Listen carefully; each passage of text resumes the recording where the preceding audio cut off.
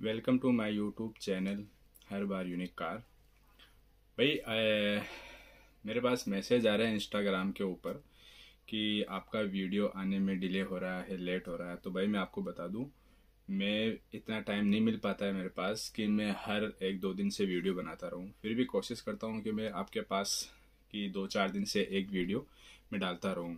तो पिछली बार मेरे को थोड़ा टाइम नहीं मिला था, कंपनी के टाइम में थोड़ा सा बिजी था और अपने डॉक्यूमेंट को लेकर थोड़ा सा बिजी था, तो इस वजह से मेरे को टाइम नहीं मिल पाया था। और आज मैं आपको बता दूं कि आज वीडियो बनाने का मेरा मेन मोटिव ये है कि मेरे पास मैसेज आ रहे हैं कि भाई अपॉइंटमेंट का, आपने पिछले जो वीडियो में आपने बताया था कि अपॉइंटमेंट के स्लॉट्स अवेलेबल है और हमारे पास हमने अपॉइंटमेंट ले ली है। तो हम अब ऐसा क्या करें कि हमारी जो फाइल है जो स्ट्रॉन्ग हो जाए और उसमें हमारा वीज़ा लगने के जो रेशियो चांसेस है वो ज़्यादा हो जाए। ठीक है, और मैं आप इस वीडियो में ये कवर करेंगे कि आपको फाइल के अंदर कौन कौन से डॉक्यूमेंट अटैच करने हैं। ठीक है, जिससे क्या है कि आपका जो वीज़ा लगने का जो चांसेस है वो 90% इंक्रीज हो जाए। मैं भी कोशिश करूँगा कि डॉक्यूमेंट ऐसे आपके साथ शेयर करूँ जिससे क्या है कि आपका जो 98% तक आपका चांसेस बन जाए कि आपका वीज़ा लगेगा।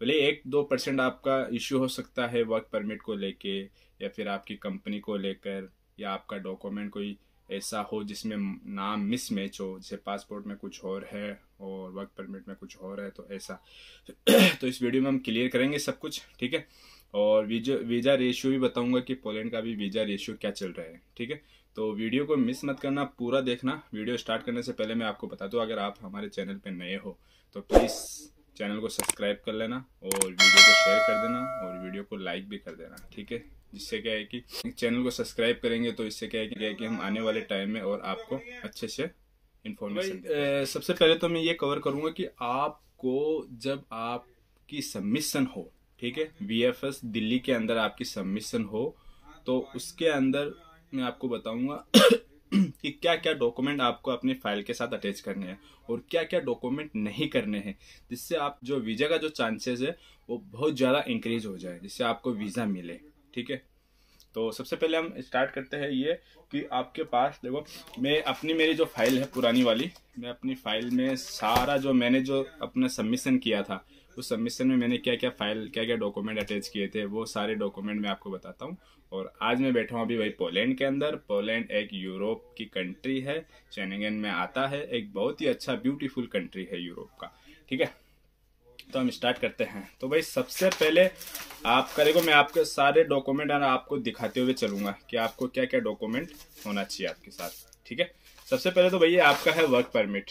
ठीक है, वर्क परमिट आपका होना चाहिए और वर्क परमिट के साथ में जो सारे डॉक्यूमेंट आते हैं, वर्क परमिट के साथ में जो डॉक्यूमेंट आते हैं, एक तो वर्क परमिट हो गया, एक कॉन्ट्रैक्ट लेटर हो गया। अगर आपको याद हो तो ठीक है, नहीं हो तो आप एक पेपर और नोट वो पेन ले लीजिए, आप उसमें नोट डाउन कर लीजिए और उसमें लिखते रहिए। ठीक है, पूरा वर्क परमिट का मतलब हो गया एक तो वर्क परमिट, दूसरा उसके साथ कॉन्ट्रैक्ट लेटर, तीसरा उसके साथ अकोमोडेशन लेटर। ठीक है, और चौथा उसके साथ हो गया अपना गारंटी लेटर। ठीक है, जो कंपनी आज से जो पोलैंड से आप जिस भी कंपनी का वर्क परमिट बन गया वो आपके साथ देगी।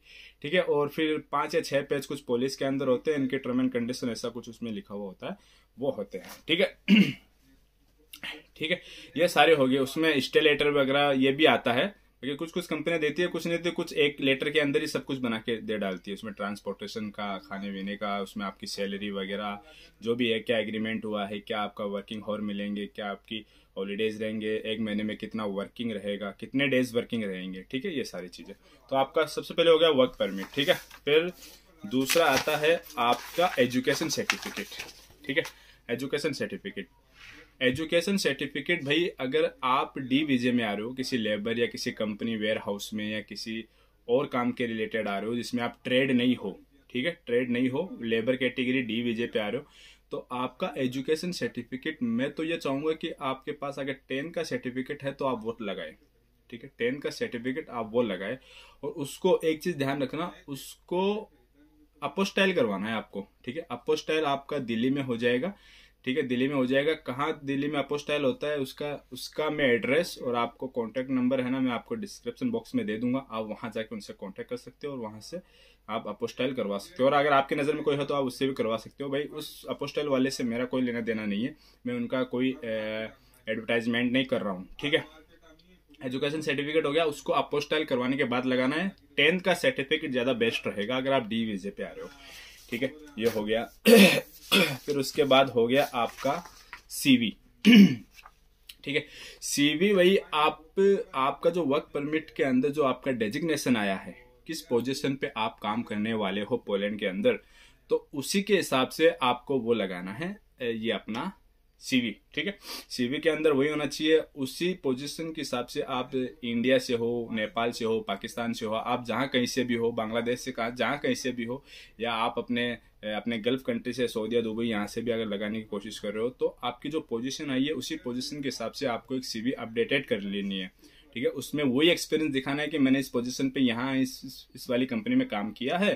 ठीक है, वो सारी सीवी हो गई। ठीक है, सीवी का हो गया। ठीक है, आपको अपने नॉर्मल सीवी रखनी है, कोई यूरोपियन पास, कोई यूरोप के स्टाइल में नहीं बनानी है। ठीक है, लोग बोलते हैं ना कि आपको यूरोपियन स्टाइल के अंदर आपको सीवी बनानी है तो आपका जो सबमिशन है वो अच्छा हो जाएगा, आपके डॉक्यूमेंट स्ट्रॉन्ग हो जाएंगे, इतने पैसे लगेंगे, आप मुझे दे दो। यूट्यूब पे बहुत से लोग चल रहे हैं, तो भाई ऐसे लोगों से थोड़ा सा संभल के रहो और किसी को पैसे देने की ज़रूरत नहीं है। अगर फिर भी आपको यूरोपियन स्टाइल में आपको बनानी है तो यूट्यूब के अंदर ऐसे बहुत से फॉर्मेट मिल जाएंगे जहां से आप अपनी सीवी को बना सकते हो। बाकी मैं तो ये कहता हूं कि नहीं बनाने की ज़रूरत, मैंने तो नहीं बनाया भाई। मेरा ये देखो, ये मेरा सीवी है। ठीक है, इसमें मुझे नहीं लगता कि ये कोई यूरोपियन स्टाइल के अंदर है।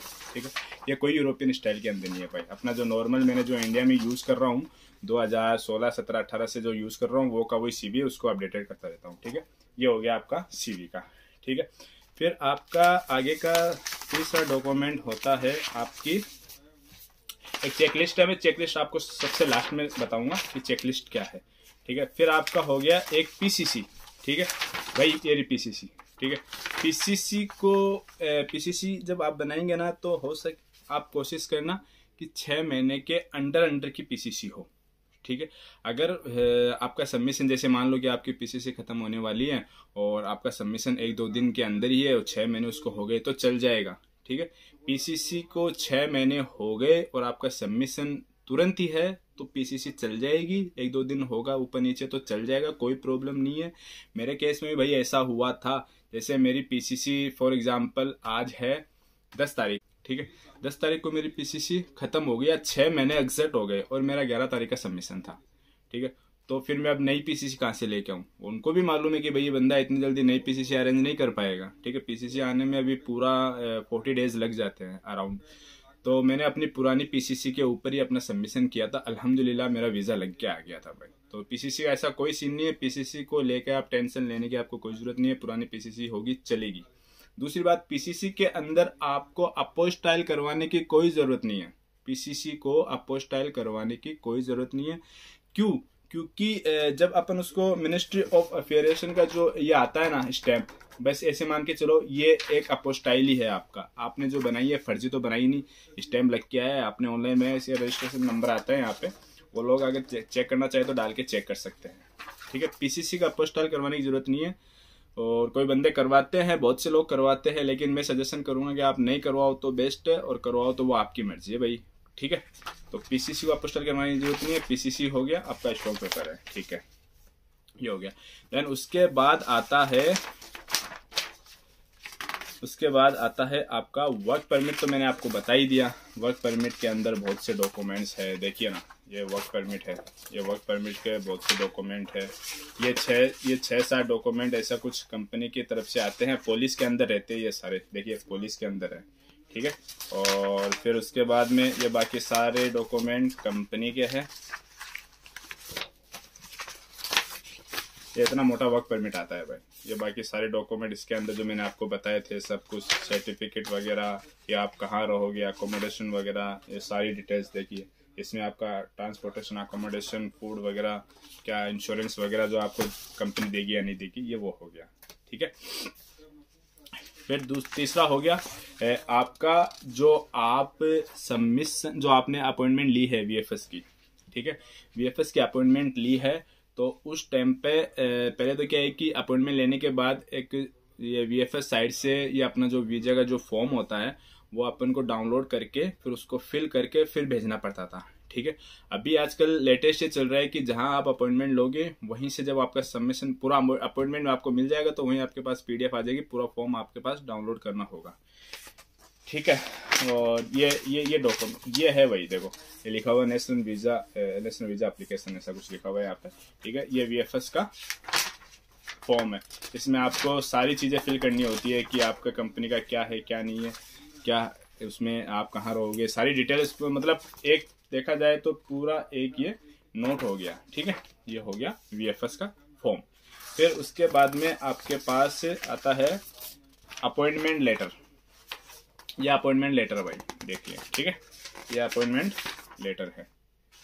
अपॉइंटमेंट लेटर जब आप सबमिशन के लिए जाओगे तो ये अपॉइंटमेंट लेटर आपको साथ में लेके जाना है। ठीक है, ये सारा अपॉइंटमेंट लेटर आप साथ में लेके जाओगे तो इसी से आपका एंट्री होगी और इसी को देख के ही आपको एंट्री मिलेगी। वो लोग पहले आपके उनके पास भी एक लिस्ट होती है कि इस बंदे का इस तारीख को अपॉइंटमेंट है, ठीक है, ये सबमिशन करने के लिए आया है, तो वो देखेंगे। अगर उनको सब कुछ सही लगा, एक की भी भाई मिस्टेक नहीं होना चाहिए, स्पेलिंग देख लेना अच्छे से आपके नाम की, जैसे मेरे नाम अब्दुल रऊफ है तो ABDUL स्पेस RAUF, तो ऐसा है तो सेम एज इट इज ऐसा ही डालना है। ठीक है, उसमें कुछ ऐसा नहीं होना चाहिए कि मैंने अब्दुल रऊफ एक साथ लिख दिया, स्पेस नहीं दिया, तो वो लोग भी उस पर भी रिजेक्ट कर देते हैं आपको, फिर सबमिशन करने के लिए आपको एंट्री नहीं मिलेगी। ठीक है, ये हो गया। फिर उसके बाद आता है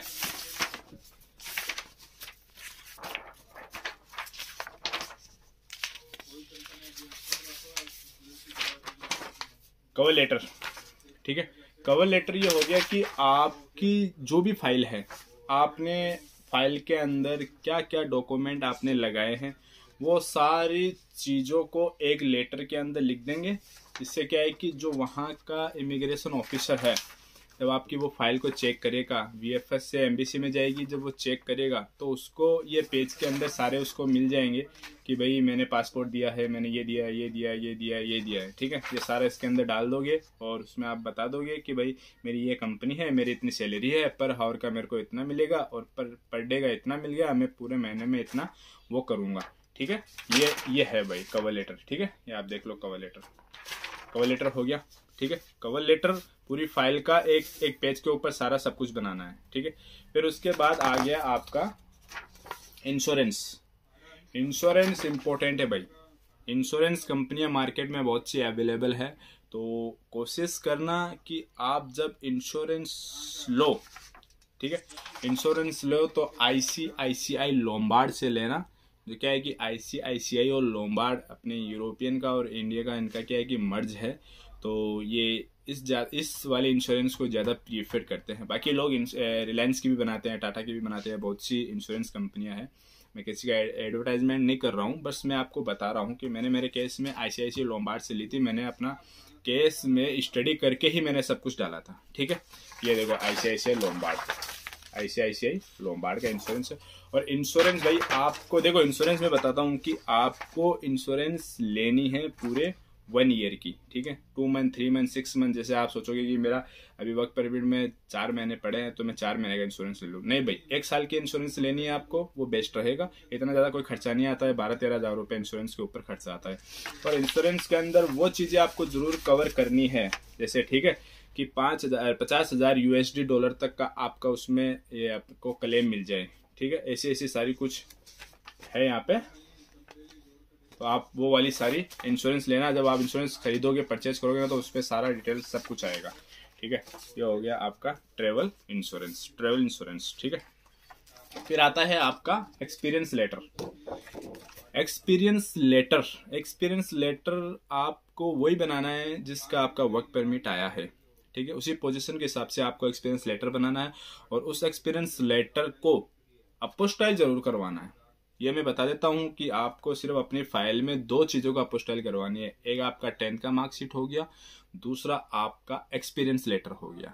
ठीक है, अगर किसी का दुबई, सऊदीया का अगर इनका है तो कोई प्रॉब्लम नहीं है, उनको अपोस्टाइल करवाने की जरूरत नहीं है, और वैसे इंडिया में अपोस्टाइल होगा भी नहीं। ठीक है, सिर्फ इंडिया का एक्सपीरियंस लेटर होना चाहिए, वो ही लेटर आपका अपोस्टाइल होगा। ठीक है, ये मेरा एक्सपीरियंस लेटर है, ये देखो अपोस्टाइल। ठीक है। मिनिस्ट्री ऑफ अफेयर्स की देखो ये मैंने स्टैम्प वगैरह लगवाई थी, ठीक है। ये अपोस्टाइल हो गया।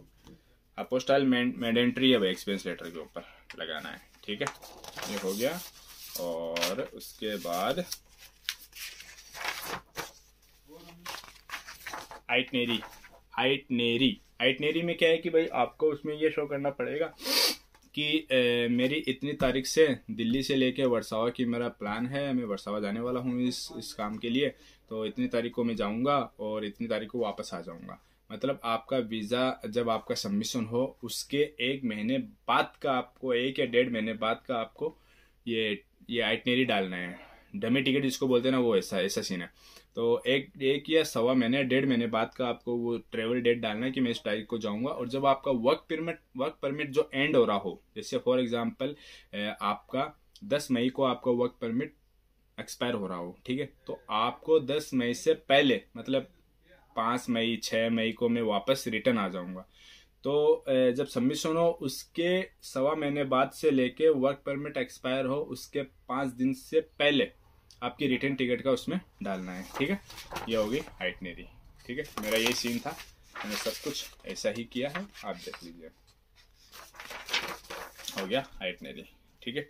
इसके बाद इम्पोर्टेंट फाइल के अंदर अगर आपकी कोई जान डालेगा तो वो है आपका बैंक स्टेटमेंट। बैंक स्टेटमेंट बहुत इम्पोर्टेंट है। बैंक स्टेटमेंट को लेकर आप लोग ज़्यादा सीरियस रहिए, क्योंकि अगर बैंक स्टेटमेंट आपने नहीं दिया तो वहाँ की जो यहाँ की गवर्नमेंट है, जो एम्बेसी है, वो ये सोचेगी कि आपके पास पोलैंड में सरवाइव करने के लिए कोई इतना इनफ अमाउंट नहीं है कि अगर आपकी जॉब छूट जाए महीने 2 महीने आप कैसे सरवाइव कर पाओगे, ठीक है। तो इम्पोर्टेंट ये है कि आपका जो ये क्या बोलते हैं बैंक स्टेटमेंट या आपका एक्टिव होना चाहिए जब आपका सबमिशन हो, ठीक है। सबमिशन हो तो उसके 2 या 3 दिन पहले आपको बैंक का स्टेटमेंट निकलवाना है, और वो भी बैंक से जाके निकलवाना है। अगर आप अपने जैसे नेट बैंकिंग चलाते हो या आपके पास एप्लीकेशन है बैंक का, तो अगर वहां से आप पीडीएफ डाउनलोड करते हो तो उसको प्रिंट निकलवा के, ठीक है, प्रिंट निकलवा के फिर बैंक के अंदर जाके उसके ऊपर स्टैम्प जरूर लगवाना भाई, ठीक है। स्टैम्प का बहुत अच्छा वो है होता है कि ये ओरिजिनल है, ठीक है। वरना लोग ऐसे स्टेटमेंट लोग फर्जी भी बना के देते हैं और बन भी जाता है, ऐसा कुछ नहीं। अपने इंडिया में सब कुछ होता है भाई, इंडिया में क्या कहीं भी सब कुछ होता है, सब कुछ फर्जी डॉक्यूमेंट वगैरह सब कुछ बन जाते हैं। ये हो गया, ठीक है, बैंक स्टेटमेंट का। और बैंक स्टेटमेंट आपको चाहिए 3 महीने का, ठीक है। 3 महीने का बैंक स्टेटमेंट चाहिए। उसके अंदर आपको अमाउंट डालना है, निकालना है आपको। अगर आप जैसे मतलब कोई परचेज कर रहे हो, कोई ग्रोसरी का आइटम परचेज कर रहे हो, या फिर आप में आपकी ये व्हीकल है उसमें आपने फ्यूल डलवाना है, या फिर आप कहीं ऑनलाइन कुछ आपको रेस्टोरेंट में कुछ खाना वाना खाना है, या फिर आपको ट्रैवल करना है, या मूवी वगैरह देखनी है, कुछ भी हो, वो अगर सब कुछ देखनी है तो आप मैं ये प्रीफर करूँगा कि आप अपने बैंक का जो डेबिट कार्ड है उसको यूज़ करें, ठीक है। सेविंग अकाउंट का जो डेबिट कार्ड है उसको यूज़ करें। आपको फ्यूल करवाना है, आप अपना डेबिट कार्ड दें, उससे पे करें, ठीक है। खाना बनाना है उससे पे करें, कहीं जाना है ग्रोसरी वाले आइटम में स्टोर में तो उससे पे करें। उससे क्या है कि आपका जो स्टेटमेंट है वो स्ट्रॉन्ग हो जाएगा, ठीक है। क्योंकि यहाँ के जो लोग हैं, यहाँ के जो यूरोपियन में कोई भी ले लो, मैं पोलैंड की बात कर रहा हूँ, यहाँ के जो लोग हैं ये लोग क्या करते हैं कि केस की बजाय ये ऑनलाइन को ज़्यादा प्रीफर करते हैं, ठीक है। इससे क्या है कि सरकार की नज़र में इनकी ये है कि अगर ये पूरा कानून है ना, जो लॉ है वो फॉलो करते हैं, गवर्नमेंट लॉ को पूरा फॉलो करते हैं। तो अगर ऐसा करोगे तो उनको ये लगेगा कि ये बंदा वहाँ पे इंडिया में पूरा लॉ को फॉलो करके आता है, ठीक है। ये मेरा बैंक का स्टेटमेंट हो गया भाई। बहुत 3 महीने का है तो भाई काफ़ी लंबा है। और ये देखो ये बैंक का स्टैम्प है, बैंक का स्टैम्प है, और मैनेजर के इसके ऊपर मैंने सिग्नेचर भी करवाए हैं, ठीक है। एक फ्रंट पे करवा लेना, एक फ्रंट पेज पे करवा लेना, और एक एंड वाले पेज पे करवा लेना। मैंने 2 करवाए थे, ठीक है। एक एंड वाले पेज पे करवा लेना, जिससे क्या है कि ये ओरिजिनल लगने लगेगा, वरना कोई भी लोग पीडीएफ निकाल के उसको एडिट करके ला के दे सकता है। ये हो गया आपका बैंक स्टेटमेंट का, ठीक है। उसके बाद आता है आपका certificate of covid, Covid vaccine का सर्टिफिकेट, ठीक है। मैंने 2 वैक्सीन लगवाई थी, दोनों वैक्सीन का सर्टिफिकेट है, बूस्टर की कोई ज़रूरत नहीं है, ठीक है। ये हो गया कोविड का सर्टिफिकेट, ठीक है। और फिर देखिए ये रहा एजुकेशन सर्टिफिकेट, मेरा एजुकेशन सर्टिफिकेट 10th का है और ये मैंने अपोस्टाइल करवाया, ठीक है, ठीक है। और फिर है एफिडेविट। एफिडेविट आपको उसी केस में बनवाना है जब आपको ऐसा लगे कि मेरे इसका जो कंपनी है इसका थोड़ा सा रिकॉर्ड डाउन है या कुछ यहाँ की कंपनी है, तो आपको एफिडेविट साथ में लगा देने का है कि भाई मैं इतनी तारीख को यहाँ फला फला जाऊँगा और मैं इतनी तारीख को वापस इंडिया बैक आ जाऊँगा और मेरा यहाँ पे घर भी है, मैं शादीशुदा हूँ, मेरे बीवी बच्चे हैं, मेरे यहाँ पे मेरे फादर है, मेरी फैमिली रहती है, ठीक है। तो मैं इतने साल, 1 साल, जैसे भी 6 महीने 1 साल जो भी आपका होगा वो मैं कमाऊँगा, फिर वापस मैं बैक टू इंडिया आ जाऊँगा, ठीक है। यह एफिडेविट है, आपको कोर्ट से इसको नोटरी करवा लेनी है, अटेस्टेड करवा के फिर डालना है। फिर अभी लास्ट में, सबसे लास्ट में आते हैं हम चेक लिस्ट के ऊपर। अब अभी चेक लिस्ट है, ये चेक लिस्ट है भाई, ठीक है। चेक लिस्ट में 4 ऑप्शन है, आपका ऊपर नाम आएगा, ठीक है। देन उसके बाद पासपोर्ट नंबर है, देन उसके बाद आपका पर्पज ऑफ विजिट क्या है, पर्पज ऑफ विजिट आपका वर्क है तो वर्क डालना है। फिर इसके बाद आपके इंडिया के कॉन्टैक्ट नंबर आ जाएंगे, फिर मेल आईडी आ जाएगी। ध्यान रखना मेल आईडी वही देना जो अपडेटेड हो, क्योंकि जो भी काम सारा होगा वो मेल आईडी के ऊपर होगा, इंडिया में भी सबमिशन के बाद और यहाँ पोलैंड में आने के बाद भी जो भी आपका अपडेटेशन वगैरह जो कुछ आएगा वो उसी मेल के ऊपर आएगा। तो मेल को थोड़ा सा अच्छे से अपडेट कर लेना और उसका पासवर्ड वगैरह है वो थोड़े अच्छे से कर लेना, ठीक है। चेक लिस्ट में ये लिखा हुआ है कि आपका क्या पासपोर्ट, एक्सपीरियंस लेटर, सीवी और ट्रेवल इंश्योरेंस, आइटनरी और एफिडेविट, वर्क परमिट, ठीक है। ये सारी चीज़ें आपको देनी है, आपको यहाँ पे टिक करके फिर आपके नीचे सिग्नेचर होंगे, ठीक है। नीचे सिग्नेचर होके ये देनी है। और ध्यान रखना आधार कार्ड आपको कहीं नहीं देना है, पहले बता रहा हूँ, ये एक अंदर की सीक्रेट है। आधार कार्ड आपको कहीं नहीं देना है, सिर्फ आपको पासपोर्ट देना। अगर वो लोग आधार कार्ड आपसे मांगे सबमिशन के वक्त तो उनको बोलना कि आधार कार्ड मेरे पास अभी नहीं है, मैंने वो पासपोर्ट दे दिया है, मेरा इसी पे सबमिशन करना है, ठीक है। पासपोर्ट दे दिया है तो इसी के ऊपर सबमिशन करना है, वो लोग ले लेंगे। और वर्क परमिट के अंदर जो डॉक्यूमेंट सारे आपके आते हैं वो सारे जमा करवाना है।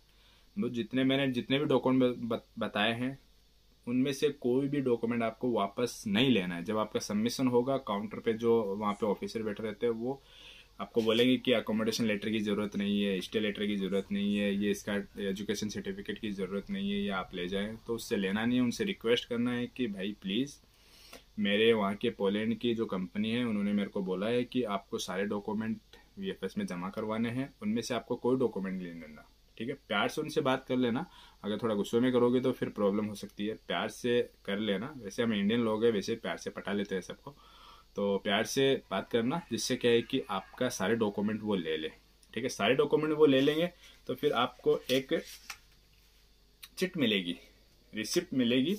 ये ऐसा तो ये तो है टोकन नंबर, जब आप VFS में जाओगे तो आपको ऐसा टोकन नंबर मिलेगा, उस हिसाब से आपको काउंटर पे जाना।